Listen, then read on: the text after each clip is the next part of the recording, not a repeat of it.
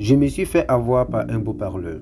L'histoire qui va suivre est un fait qui m'a été rapporté par un abonné de la Côte d'Ivoire. Et voilà son témoignage. Je suis Sabino, caissière dans un supermarché. Un soir, après ma journée de travail, je me trouvais à l'arrêt de bus en attendant mon transport pour rentrer chez moi. C'est alors qu'une voiture grise s'est arrêtée près de l'arrêt. Le conducteur, un bel homme, baissa la vitre et me proposa de me déposer. J'ai hésité un moment, mais j'ai fini par accepter. Une fois dans le véhicule, il m'a complimenté en disant que j'étais très belle. Puis il m'a demandé mon numéro de téléphone. Une semaine plus tard, il m'a invité à dîner chez lui. Le soir du dîner, il avait préparé le repas lui-même. C'était un vrai cordon bleu. Par curiosité, je lui ai demandé comment il avait appris à cuisiner. Avec un air triste, il m'a confié qu'il avait appris après un échec amoureux. Il m'a raconté son histoire avec une sincérité qui m'a touché. Sa bien-aimée qu'il chérissait tant l'avait quitté pour un autre homme. Depuis ce jour, il n'avait jamais vraiment reçu en s'en remettre. Il m'a confié que cet échec amoureux avait laissé des séquelles profondes. Il avait perdu confiance en lui, au point de ne plus oser aborder une femme. Il m'a même avoué qu'il souffrait d'un problème intime. Il n'arrivait plus à avoir érection. Cette révélation m'a surpris, mais je n'ai pas jugé. Je l'écoutais avec bienveillance. Il m'a expliqué qu'après des mois de doute, il avait fini par consulter un gynécologue.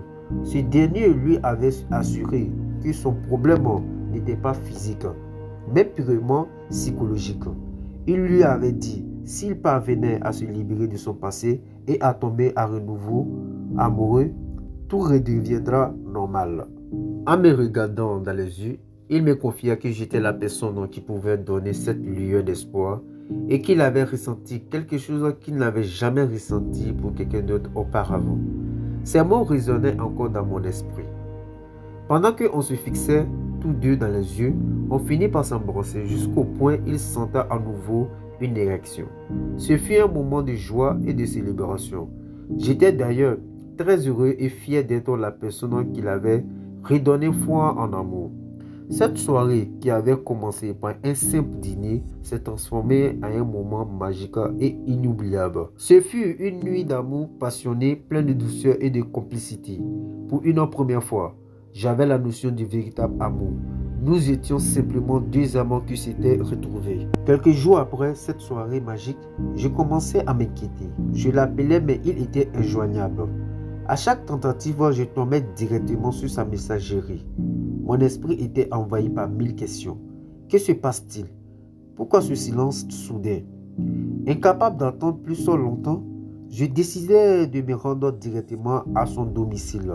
Mais une fois sur place, ma confusion se transforma en choc.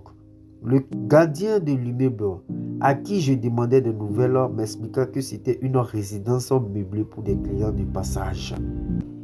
J'ai senti mon cœur se serrer. Tout ce que nous avions partagé, toutes ces confidences, était-ce un mensonge? Était-il juste de passage dans ma vie comme dans cette résidence?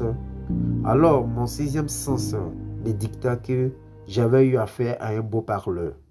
C'était Pico Rock 93, le numéro 1 sur les histoires rocambolesques de l'Afrique.